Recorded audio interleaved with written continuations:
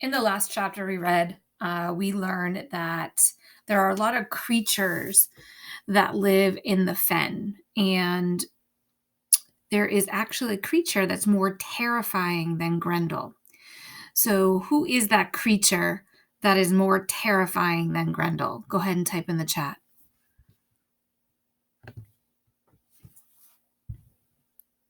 Chapter 9, Into the Fen.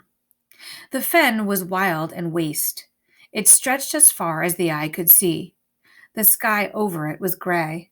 The sun was bleak and sere. It was a dead land. Beowulf rode on one of the horses Hrothgar had given him. It was white with a black mane. He picked his way slowly, following the spoor. His men followed him. He had never before been in so desolate a place. The wind was thin and moaning in the reeds.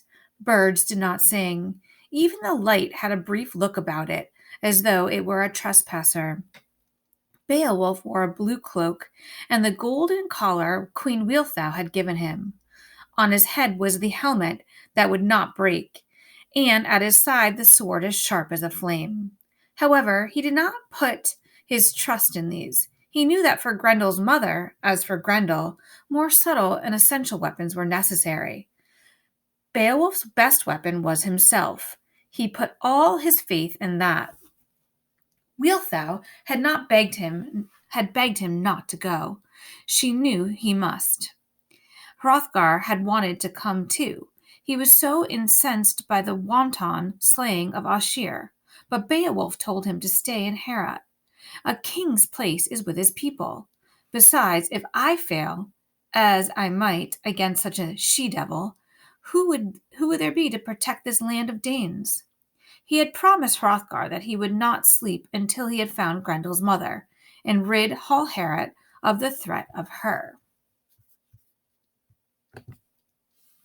Wealhtheow's last words had been, "Take care, she was the wife of Cain. She is 10 times more terrible than her son." It was the smell of the fen, once he was out in it, that surprised Beowulf the most. There were dry bones everywhere amongst the marsh grasses, and the pool stank of centuries of decay. Yet this was not sufficient to account for the stench hanging over the miles and miles of desolation. It seemed to break from scummy bubbles lanced by the sun and drift downwind, getting thicker. It made Beowulf cough. His horse shook his head. The golden bridle jingled.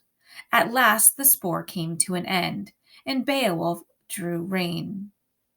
He stood beside a black rock that overhung the waters of a pool. The pool had dark veins of blood in it. There was a twisted tree on the rock. Dangling from the only branch that grew on the tree was a gory head. It was Unferth's. The eyes did not look sideways as often they did in life. Go ahead and respond in the chat. What did Beowulf just find hanging from a tree near the fen? Type in the chat. What did Beowulf just find hanging from a tree in the fen? Next question. So the fen is the setting of this part of the story. Go ahead and describe what the fen is like. Describe the setting of the fen in the story. Type that in the chat. Beowulf spoke to his men.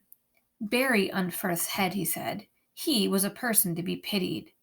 Some of the Geats wanted to argue. They hated the dead Danes so much, but when they saw their leader stripping off his blue cloak and obviously preparing to dive into the pool, they had no heart to question his commands. Beowulf stared at the water. The blood was boiling in it, hissing like snakes. He guessed this must be Grendel's blood. The monster had plunged bleeding into the pool and drowned. And Unferth's head, as well as the spoor, told him that Grendel's mother was down there too.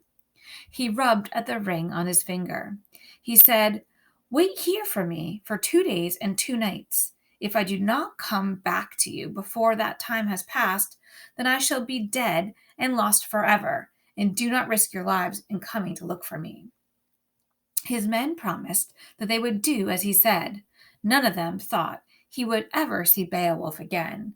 Their faces were strained and fearful, but Beowulf laughed before plunging headlong into the pool.